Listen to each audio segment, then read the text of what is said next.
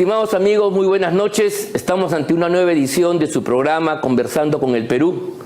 Programa que hasta la semana pasada se transmitía por PBO Radio 91.9 FM, la radio con fe. Pero por razones que todos ustedes conocen y que van a ser objeto de los comentarios y análisis a continuación, esto no se está realizando.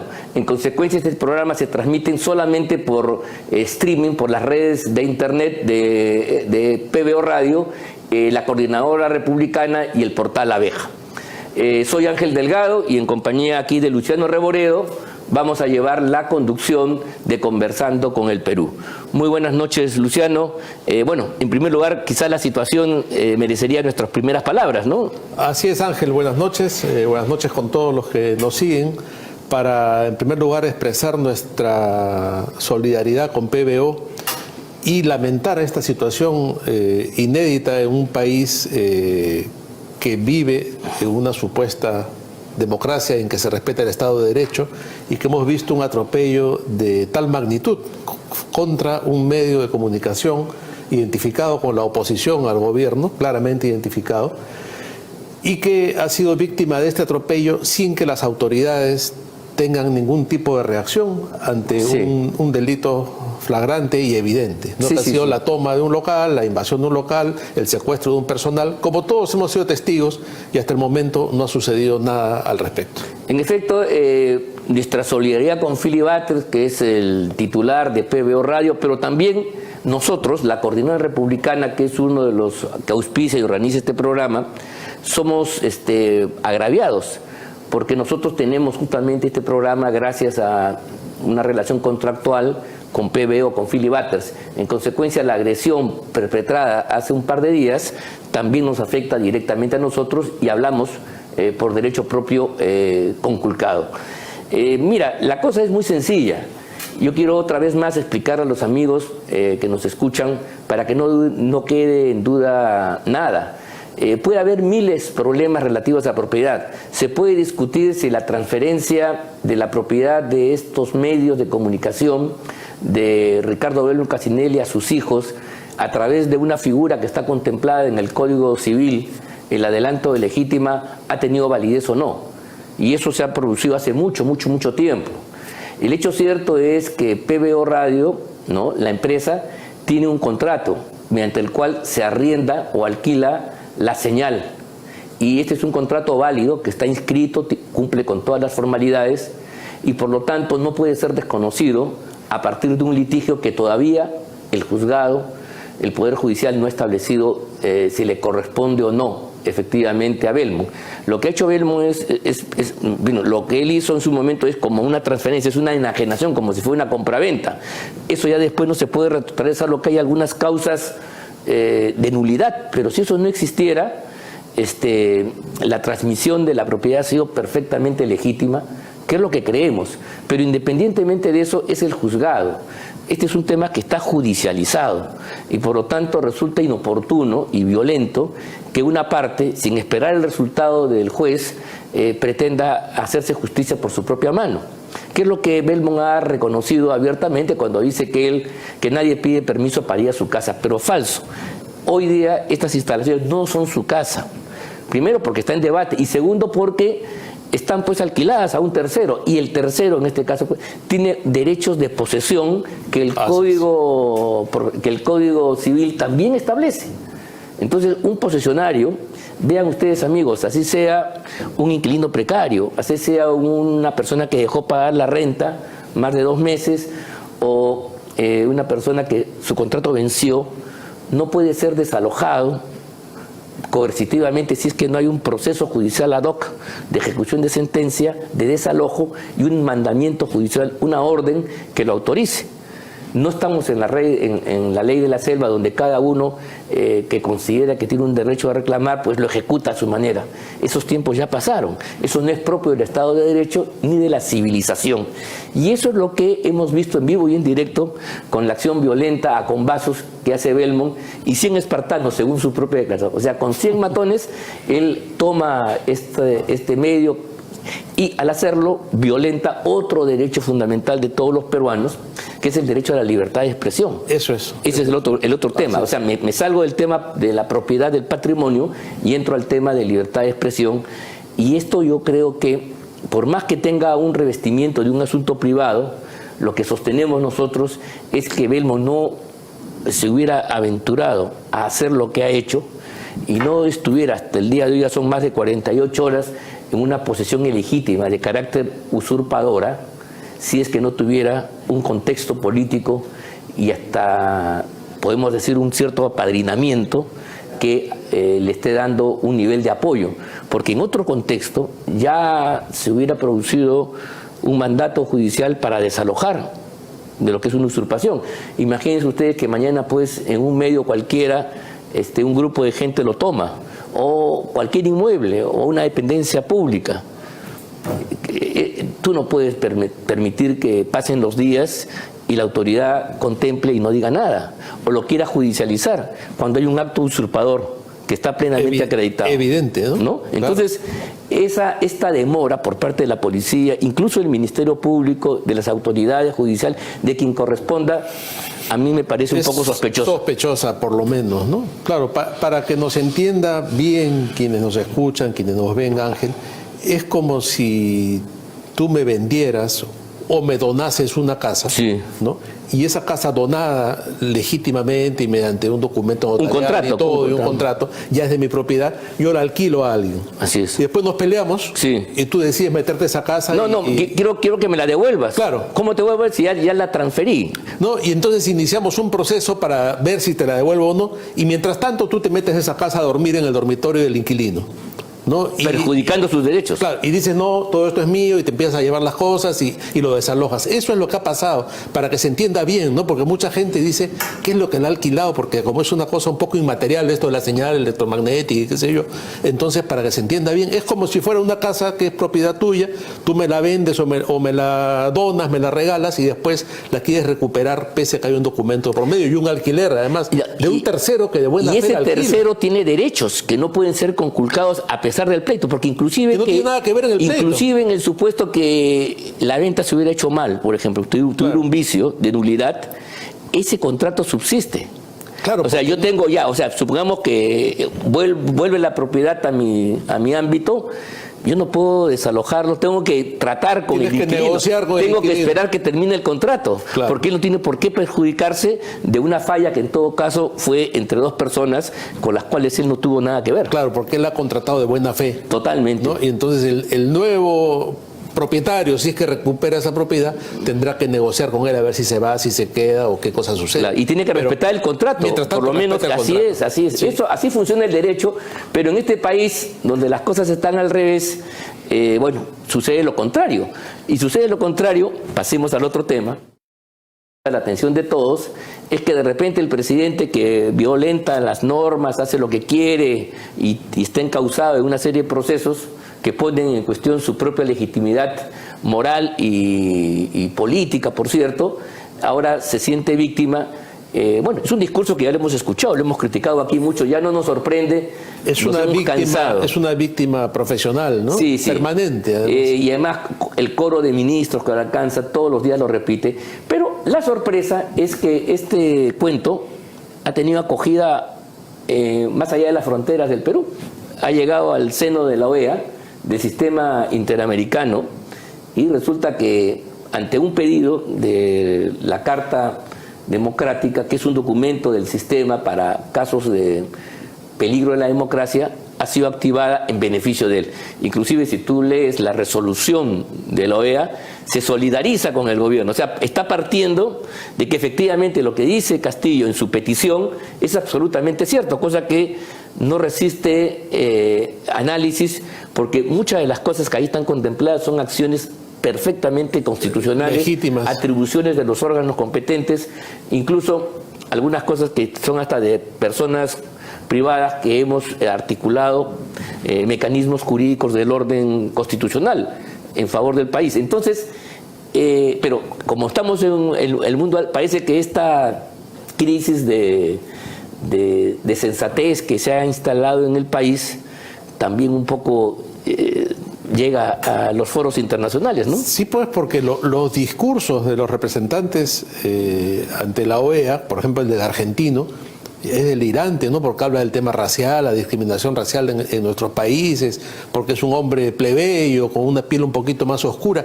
Se ha comprado íntegramente sí, pues. el cuento de Castillo, ¿no? Y lo mismo, bueno, ya hemos hablado suficientemente sobre el señor Almagro, que es un desastre, pues, ¿no? Y todo su compromiso con las dictaduras y con los gobiernos de izquierda en el continente, ¿no? La forma en que en algún momento le ha echado flores al propio Chávez, ¿no? Bueno, pero a propósito del representante argentino, que demuestra una ignorancia supina en lo que respecta al Perú, decir que no es cierto. El Perú, justamente, a diferencia de otros países, ha tenido una influencia muy importante, pluriclasista, en la definición de sus gobernantes.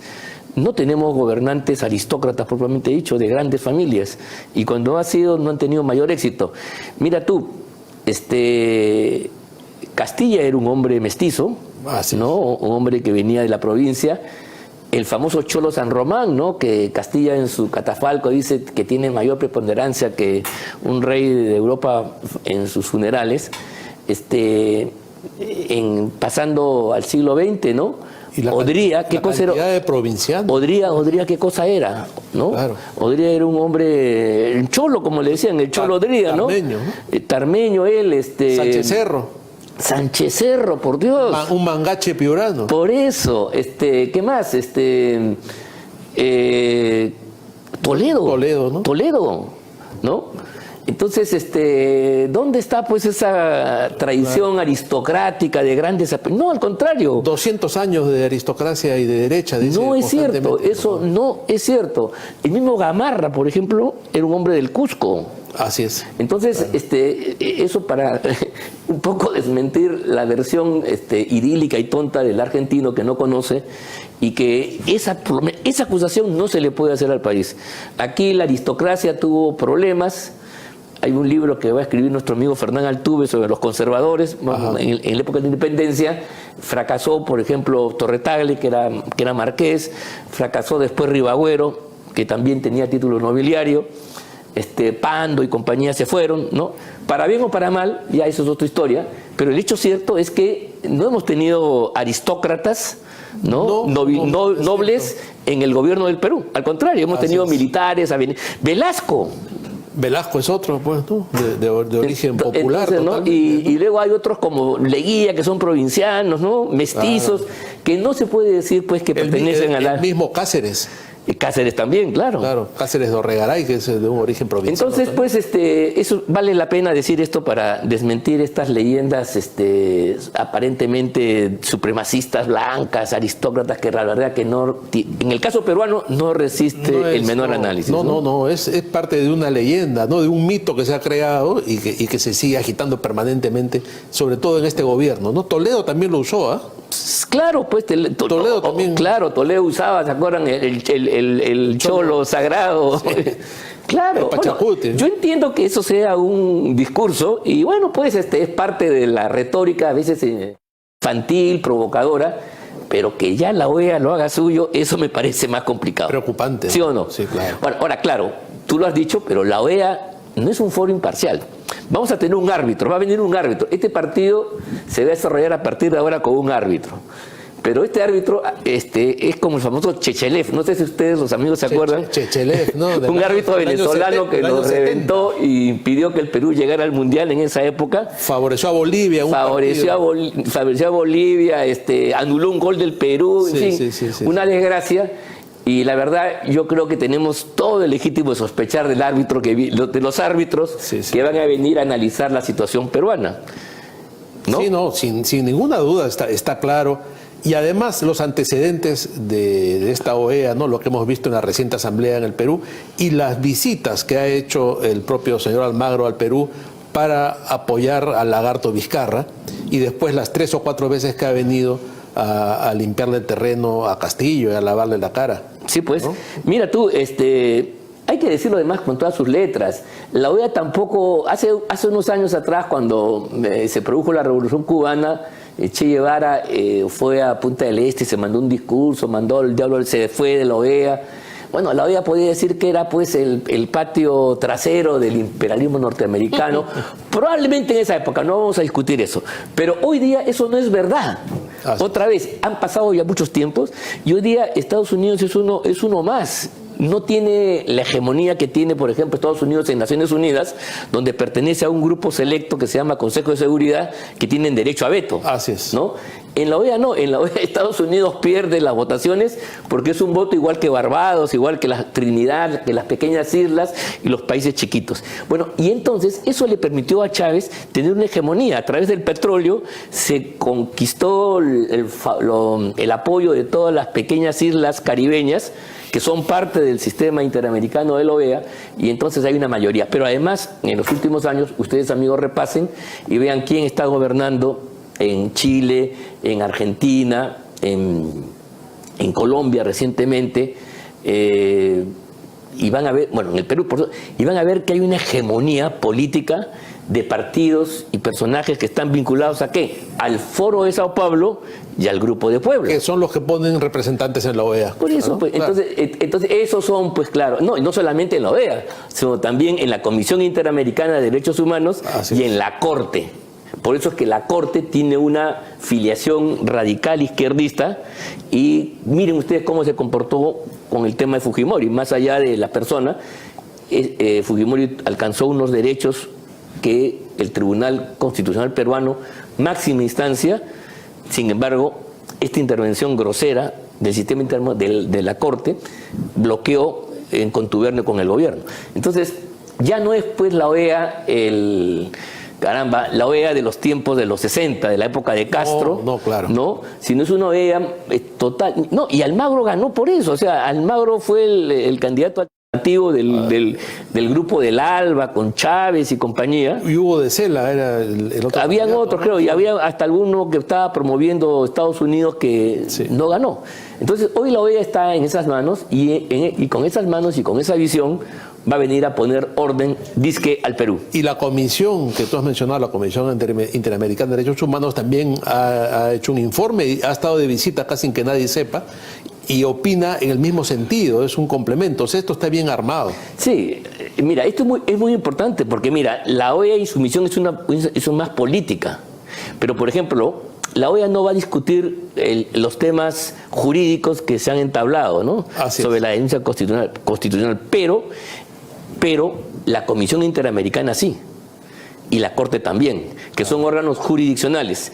Recuerdan, amigos, que ustedes en el programa anterior estuvimos hablando, a propósito de la OEA, de este documento, de esta organización, ¿cómo se llama? Global Center for Human Rights, que hablaba sobre el financiamiento que recibe el Sistema Interamericano de Derechos Humanos de ONGs interesadas en temas ideológicos, ¿no? Y que dan millones, más del 40% del financiamiento que recibe el sistema viene con condicionamientos ideológicos, ¿no? Es decir, se le da 200 millones para que haga un informe sobre los derechos reproductivos y sexuales, en el sentido de declarar el aborto como un derecho humano, por ejemplo.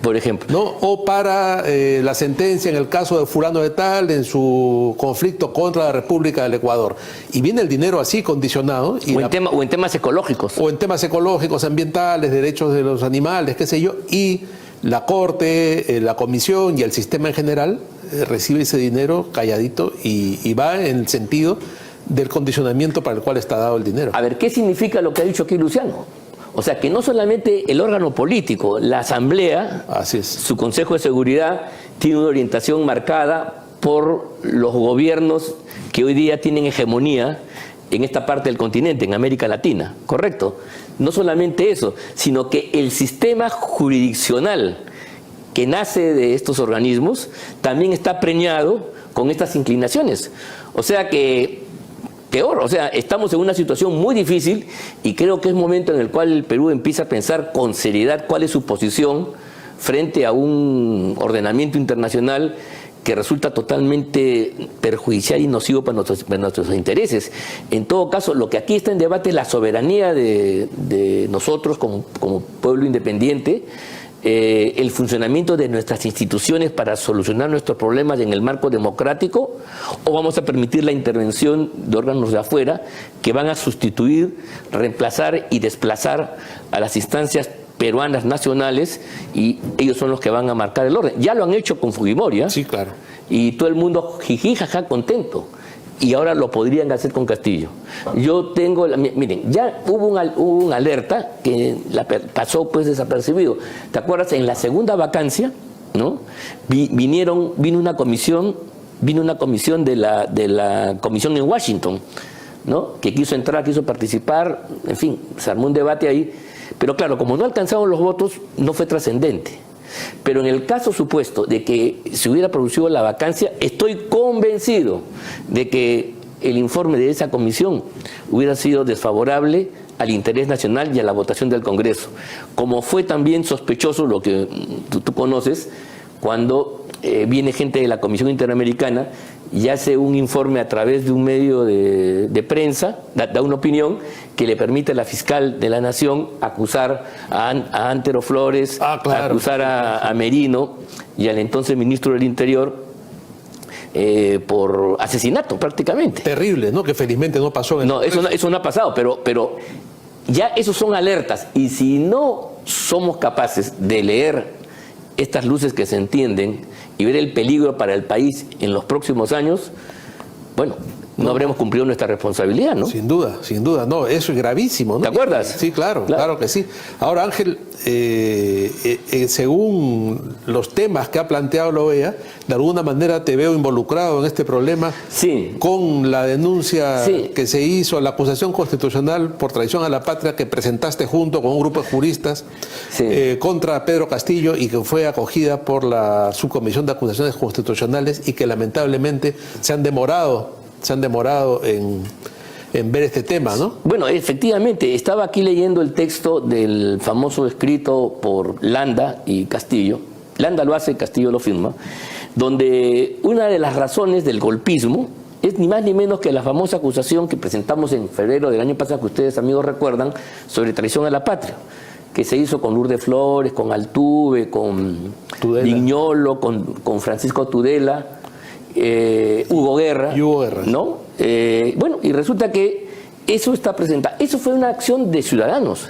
Ahí no tuvo nada que hacer ni siquiera el Parlamento. Por el tema de la pretendida entrega del mar a Bolivia. Así es, eso se hizo, acuerden ustedes, a partir de unas declaraciones que él hizo ante la prensa internacional de que estaba dispuesto a entregar pues una salida soberana al mar para Bolivia. Nosotros consideramos que aquí se afectaba el interés nacional, la soberanía del Perú, la integridad del territorio, y presentamos esta denuncia constitucional que además está contemplada entre una de las causales del famoso artículo 117 que hoy día está en boga y en boca de todos. Entonces, este es un proceso que se ha continuado. Entonces nosotros vamos a pedir a la comisión que venga, en la medida que pues somos parte del golpismo, reclamar nuestro derecho, pues, porque aquí podemos terminar acusados de golpistas, y creo que tendremos el derecho de que nos reciban, eso te que nos escuchen. ¿Qué van a hacer? ¿No? Que pues nos tienen que escuchar, porque no puede ser pues que se digan estas cosas que son falsas y no nos den el derecho a la legítima defensa. Sería violar pues un principio de los derechos fundamentales de modo craso, ¿no? Ni en tu peor pesadilla pensaste que te iban a poner en una lista de golpistas. Sí, pues aquí estamos. No puede ser, increíble, ¿no? Bueno, pero estamos en eso. Este es el gran peligro que tenemos. Esto es uno de los problemas de la globalización. La globalización es un fenómeno que lo hemos convertido, tiene sus cosas positivas, sin duda alguna, moderniza, desarrolla, pero también afecta pues principios fundamentales. Y en este caso, nuestro país, nuestro pueblo, tiene derecho a armar su futuro, y entonces el sistema internacional está para proteger nuestra soberanía, nuestro sistema, nuestro régimen democrático que está acreditado, y no ser interferido. Ahora vamos a vivir una interferencia y vamos a ver en los próximos días en qué sentido se da, ¿no? Sí, claro que sí. Es que, Ángel, hay una sutil diferencia entre globalización y globalismo. Ya. ¿No? Lo que claro, sí. Lo que nos afecta es fundamentalmente el globalismo. Porque la globalización es un fenómeno de hecho. Un fenómeno de hecho. Es una fotografía. Sí, estamos todos embarcados en eso. Todos estamos integrados, globalizados. Y el globalismo es una filosofía, es una ideología política que se impone, que quiere generar un gobierno mundial y pautas mundiales, y quiere uniformizar a toda la humanidad. Bueno, amigos, se nos hizo corto el tiempo. Pasamos a los mensajes comerciales y nos vemos en breves instantes. Así fue. La Subcomisión de Acusaciones Constitucionales del Congreso puso fin a la más nefasta patraña contra el régimen democrático constitucional, porque aprovechando el deceso de 2 jóvenes, sin una investigación en serio, se confeccionó un relato tendencioso para inculpar a 3 autoridades que asumieron el gobierno luego de sancionarse la inmoral conducta del coimero Martín Vizcarra por un vasto consenso parlamentario. Con la denuncia archivada, se disipa el discurso panfletario construido por la cúpula estatal y la gran prensa obsecuente para esconder los crímenes de Vizcarra e imputar golpismo a una transferencia constitucional del poder. Entre el llanto de extremistas y caviares, se ha desechado esa pseudo-memoria colectiva destinada a generar un sentido común antirrepublicano, capaz de erosionar las bases mismas de la democracia peruana. Se hizo justicia. La Coordinadora Republicana es un espacio público de la sociedad civil que agrupa ciudadanos que, con independencia de sus particulares posiciones políticas o ideológicas, defienden y promueven los valores republicanos, los principios democráticos y la vigencia del Estado constitucional de derecho, rechazando cualquier intento de desconocerlos, reducirlos o desvirtuarlos. La Coordinadora Republicana se opone a las políticas que, primero, pretenden sustituir las instituciones y el procedimiento democrático por la presión de las turbas callejeras. Segundo, propician y alientan la nefasta práctica de judicializar y criminalizar la actividad política. Tercero, promueven un pensamiento único y totalitario, contrario a nuestra tradición, valores familiares y libertad de conciencia.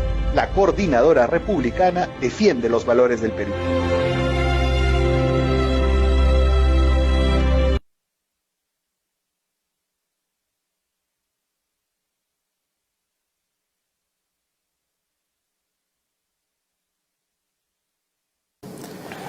Estamos de vuelta en Conversando con el Perú y para seguir analizando y profundizando en los temas que veníamos viendo sobre la crisis, sobre la participación de la OEA, la intervención de la OEA en la crisis nacional, tenemos una invitada que nos va a permitir, Ángel, aclarar bastante el tema y profundizar en él, como es Rosa Bartra. Rosa, ¿cómo estás? Buenas noches. Muy buenas noches. Buenas noches. Mira, muy contento de estar aquí contigo. Bueno, la primera pregunta es, ¿cuál es tu impresión? O sea, hemos vivido momentos tensos.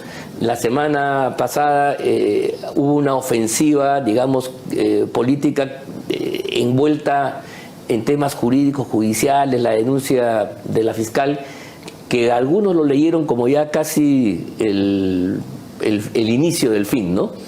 Era casi lo que se esperaba. Había una enorme expectativa. Y mira tú, ya han pasado ya 2 semanas de eso, ¿no?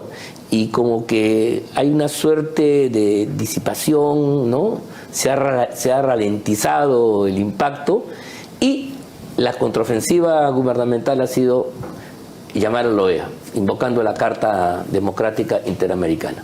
¿Cuál es tu opinión al respecto? Primero, que no le han dejado alternativa a Pedro Castillo. Y al Poder Ejecutivo.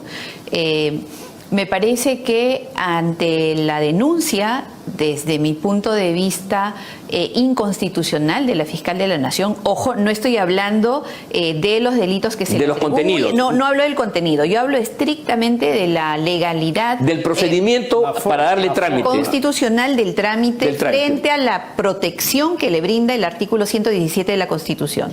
Entonces, desde que la Constitución dice, solo podrá ser acusado por 1, 2, 3, 4, y no esta organización criminal, ni ninguno de los delitos que la fiscal de la Nación pide permiso al Congreso para investigar, para acusar, entonces definitivamente estamos sin piso constitucional. El Congreso realmente iría contra sus principios si es que le da trámite a la denuncia constitucional. Peor aún si van a remitirse pues a la convención, porque la convención textualmente remite a la legislación interna. Sí, la Convención de Anticorrupción de Naciones Unidas, así es. Aclarándose. Claro, precisando. ¿Por qué? Porque la fiscal le ha dicho, inaplica el 117 y ampárate en la convención. Pero si uno lee la convención remite a la legislación interna de cada estado parte. Sí, y nuestra legislación interna dice en el 117 que el presidente no puede ser acusado. Preciso esto para poder continuar. Y también tengo que precisar que no soy defensora de Pedro Castillo ni nada, ni mucho menos, pero sí defiendo la Constitución independientemente de quién se trate. Porque, entonces, y quiero acotar yo también, porque yo comparto tu tesis, porque no hay que darle armas, argumentos al enemigo que en base a ese error te va a atacar. Porque no se pueden cometer errores violando la Constitución. Un error de ese tipo lo que hace es que va desgastando el tema, ¿no? Te desgasta por el tema. supuesto que sí. Y por eso es que también tuve una posición muy firme desde el inicio. Jamás se debió permitir ni siquiera la investigación, ni siquiera los actos preliminares de investigación. Ni siquiera las diligencias preliminares, ni siquiera eso. ¿Por qué? Porque ya estabas yendo contra el espíritu del 117 e inevitablemente ibas a llegar a un punto en el cual ya no había más salida, un callejón sin salida en el que al que ha llegado el Ministerio Público finalmente. ¿Qué se debió hacer? Y todavía tienen tiempo, señores congresistas, de hacerlo, es la reforma constitucional del 117. No somos un país monárquico, el presidente de la República no debe tener un blindaje como el que tiene, es innecesario en pleno siglo XXI, y si van a hacer interpretaciones, más fácil cámbienlo, claro. porque al interpretar ya dejaron de aplicar el 117 y ya no tiene sentido su texto tal cual como está. Dicho esto, le han dado una herramienta a Pedro Castillo para ir a la OEA y activar y pedir que se active la Carta Democrática. Fíjate que yo era escéptica. Yo decía, ¿realmente conseguirán 24 votos para lograr la activación de la Carta Democrática? Y me equivoqué. No solamente lograron los 24, sino que fue aclamación, ¿no? Entonces, y es que es una consecuencia directa. No creo que sea del lobby de la OEA ni nada. Aparte de que la OEA sea lo que es, ¿no? Que no es pues la entidad supranacional que nos regula a todos, no, en fin, esa es una discusión que merece un programa. Pero al margen de eso, mira cómo han logrado los errores por parte del Ministerio Público. Por cierto, es un organismo constitucionalmente autónomo, no es un poder. Últimamente escucho mucho decir que la Fiscalía es un poder del Estado, no es un poder del Estado. Entonces, han logrado que el error cometido por el organismo constitucionalmente autónomo de la Fiscalía de la Nación al final tenga un impacto diplomático, un impacto a nivel de la comunidad internacional, que está haciendo que por aclamación hayan decidido prender una luz roja de que en el Perú hay conductas antidemocráticas. Incluso países que no están adheridos al Foro de Sao Paulo ni al Grupo de Puebla. Ha sido aclamación. Ha sido aclamación. Entonces, hasta Estados Unidos y Canadá. Exactamente, por eso es que me parece también gracioso cuando muchos analistas empiezan a tomar el texto de un mensajero del gobierno de los Estados Unidos, de un vocero, que dice, estamos viendo al Perú con cuidado. Por favor, Estados Unidos también ha aclamado la activación de la Carta Democrática y el pedido ha sido del gobierno. Claro. Del gobierno, de Pedro Castillo. El gobierno ha pedido, es uno de los mecanismos de activarse. De uno de los poderes del Estado, del Poder Ejecutivo.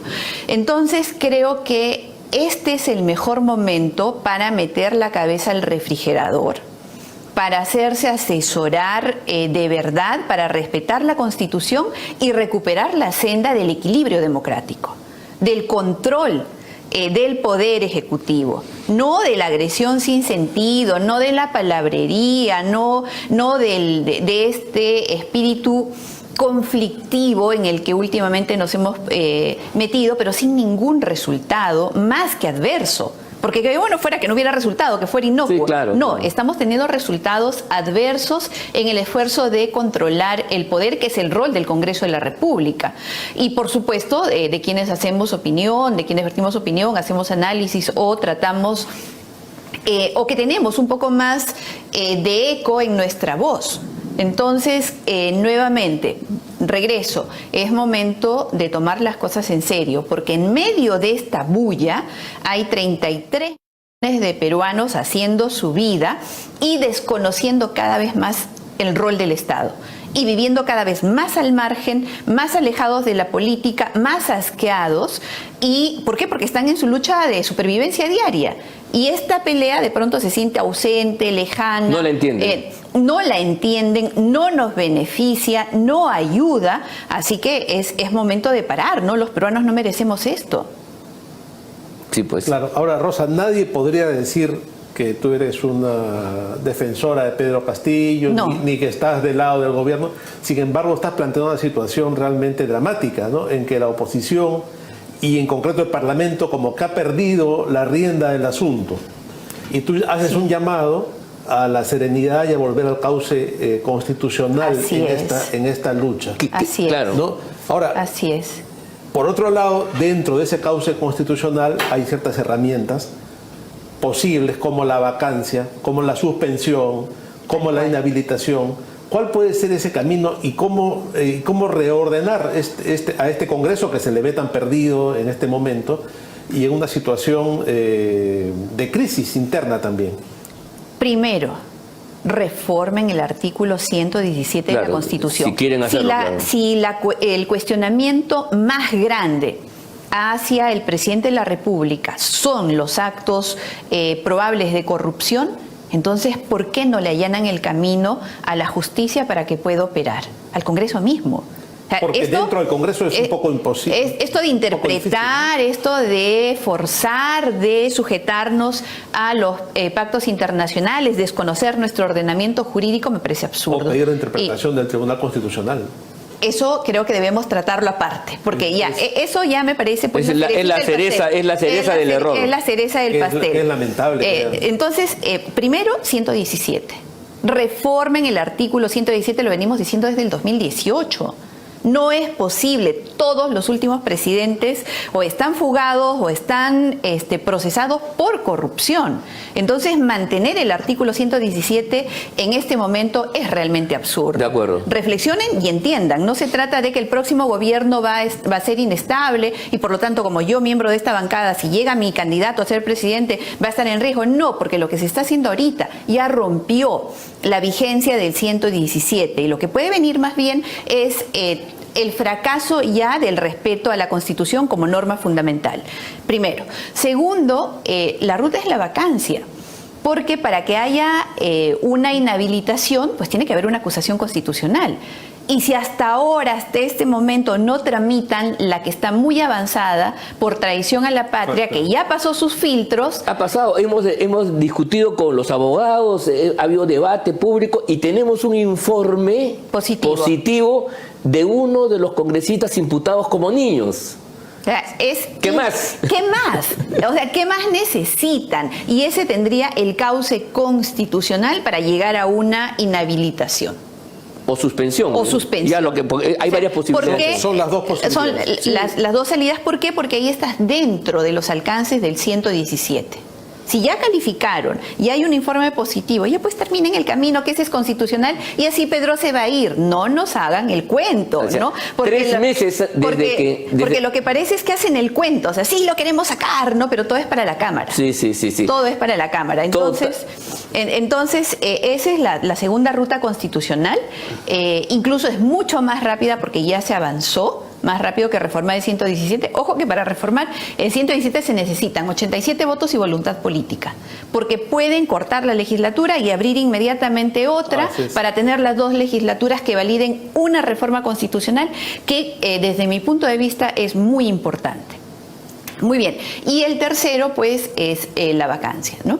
Pero la suspensión y este ensayo de la incapacidad moral transitoria será, ¿no? No, ese es de locos, ¿ah? Esa interpretación que le están haciendo a la suspensión, ya me parece alucinante, disculpen la expresión, pero ya me parece que estamos siendo creativos al extremo del ridículo. Así es. Entonces, eso tampoco se puede admitir, menos en círculos que se reputan como serios al análisis jurídico y constitucional. A ver, para que los amigos nos entiendan bien, cuando Rosa plantea, y yo de acuerdo con ella, de que hay que ajustarse a las reglas de juego establecidas en la Constitución, no estamos yendo a un legalismo extremo, como alguien podría suponer, y que nos convierte en tontos e ingenuos, y cómplices en última instancia. No, señor.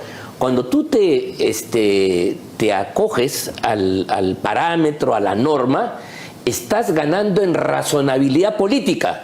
O sea, tu capacidad de convencimiento a las multitudes es mucho mayor que si tú quieres hacer pues interpretaciones antojadizas, sacar un conejo de la manga, malabares. Y cosas, malabares. Cuando hay tanto malabar, cuando hay tanta interpretación, significa que no hay consenso y que no hay claridad en lo que se quiere hacer. Y el Congreso de la República que dijo, sí, ahora que viene la denuncia de la fiscal, Castillo se va, es el primero que ha dudado.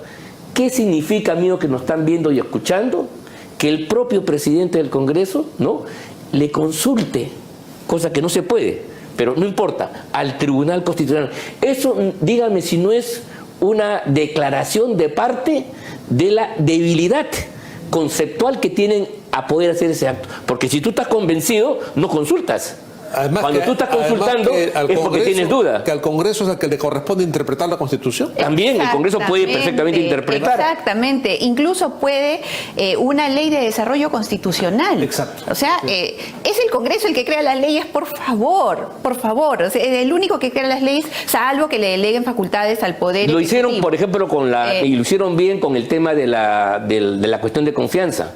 Hicieron ¿te acuerdas? Una precisión correcta. Bueno, digo, una precisión desde mi que punto se puede de vista hacer. Necesaria, Pero está bien. Pero pues. está bien. Pueden hacer o sea, lo mismo con el parece que lo pueden hacer, o sea, que podían también, así es. Por favor, Ángel, han reformado 60 artículos para volver a la bicameralidad.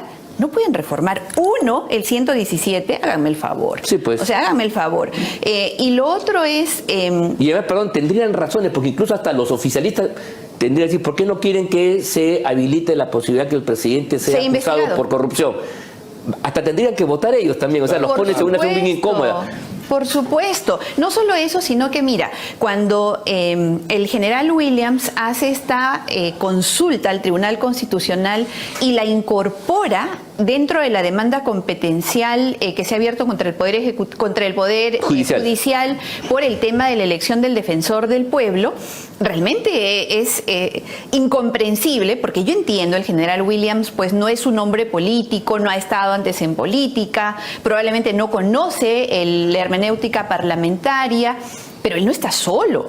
O sea, él tiene todo un equipo que lo acompaña. Está el oficial mayor del Congreso y los demás, y todos saben que una demanda competencial solo la aprueba el Pleno. Así es. El presidente no es el jefe del Congreso, es primus inter pares, es el primero entre los iguales. Sí. Entonces, para que vaya una demanda competencial, solo la puede hacer el Pleno. Y la aprueba en sus términos. Además, no solamente aprueba la acción, sino aprueba el contenido y sus características. Así es así. Así es, entonces ahí tienen razón los que hoy día están... Lo de Perú Libre, claro, pero por supuesto que tienen razón. Lamentablemente tienen razón. Entonces, claro, nuevamente les estamos dando todas las herramientas con las que nos están destruyendo. Sí. Y esto, insisto, tiene que parar. Tiene que parar. O sí estamos frente al inicio ya del establecimiento de una dictadura.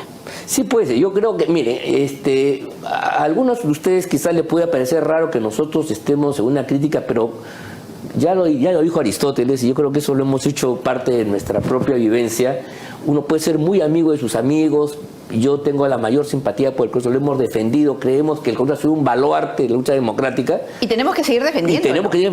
Pero al mismo tiempo, en aras a la verdad, tenemos también nosotros mismos que poner en evidencia los errores para que justamente ganar esta guerra en beneficio del país y no darle armas y razones al enemigo para que nos destruya. Yo creo que lo que estamos haciendo ahora es un ejercicio independiente de libertad de expresión. Aquí no estamos en ninguna cosa subalterna de buscar un propósito de quedar bien con ninguno de nosotros. Los conocemos, al general Williams, a los congresistas, son gente honorable y respetable, y con la autoridad de estar luchando, dando la cara en la lucha democrática, es que nosotros planteamos estas críticas porque nos preocupa el rumbo. Y miren a lo que ha desembocado. La verdad, y esto hay que decirlo con todas sus letras, lo de acudir a la OEA y activar la carta no es una sorpresa tampoco. Ya había síntomas. Cuando se produjo la segunda vacancia, vino una comisión de la Comisión Interamericana de Washington A ver, ¿te acuerdas? Se armó un debate ahí, si podían o no participar. Pero eso ya era un síntoma de que Manuel Rodríguez y Forsyth estaban queriendo internacionalizar el conflicto.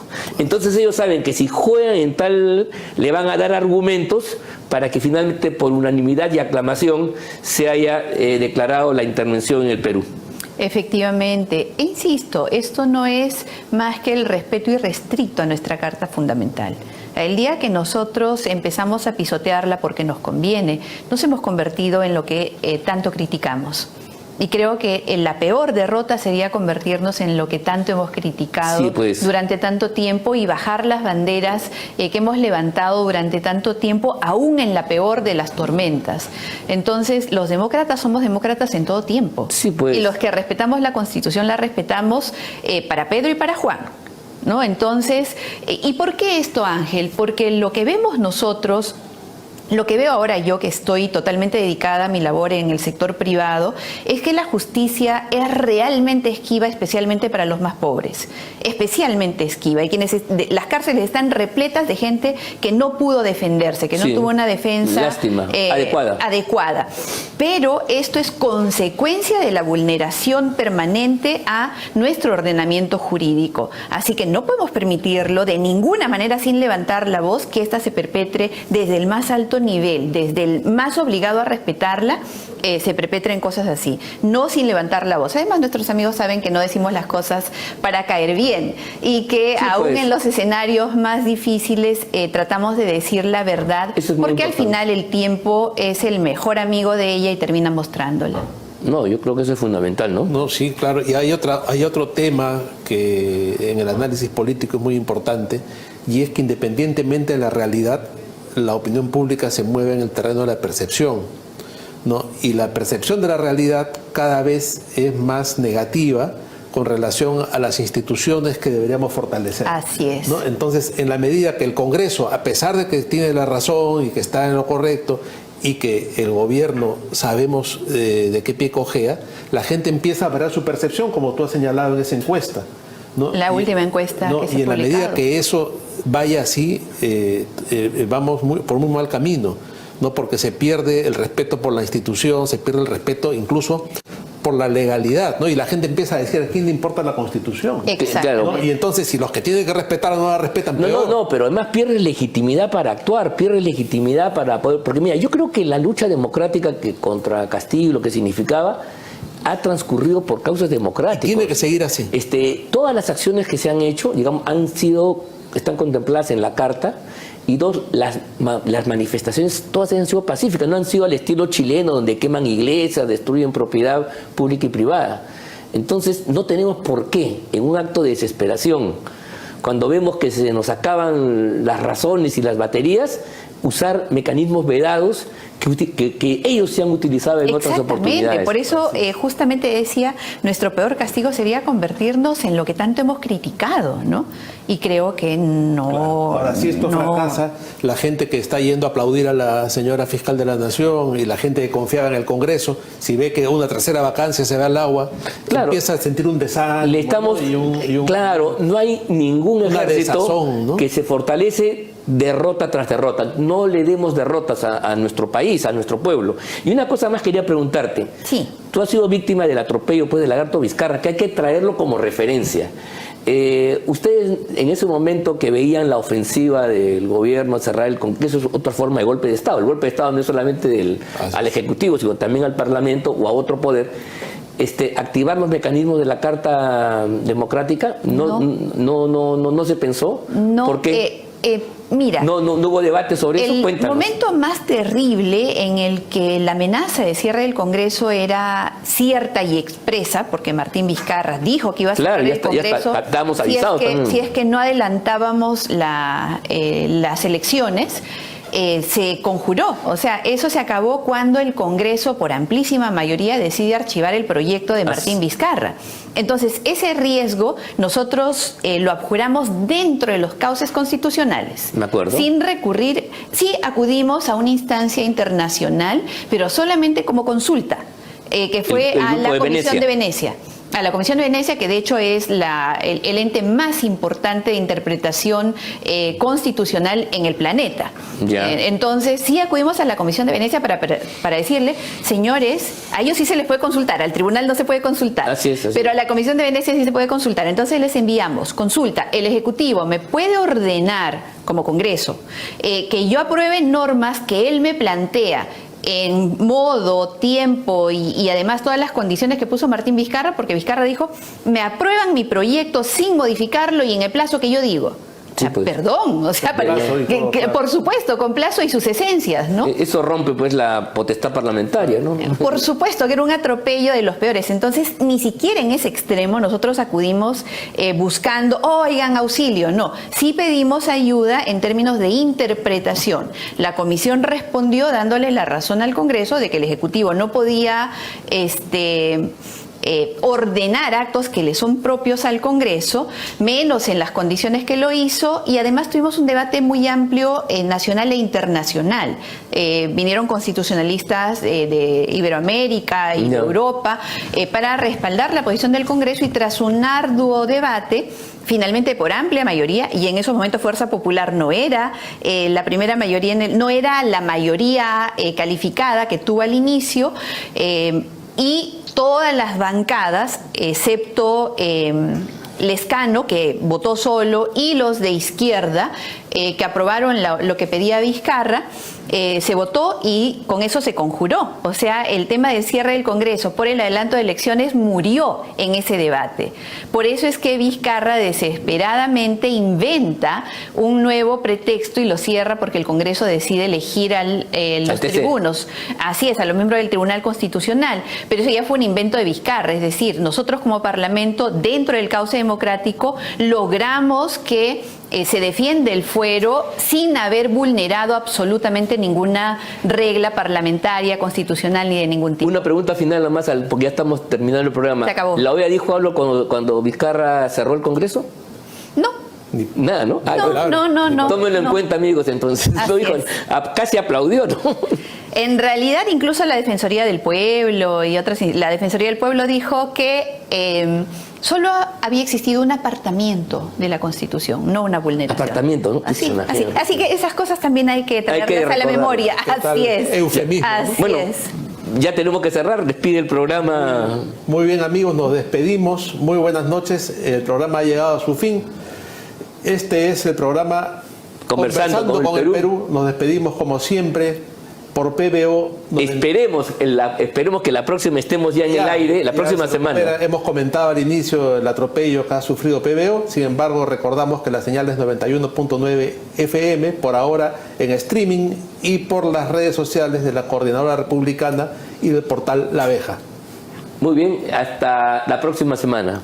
Buenas noches. Muy buenas noches.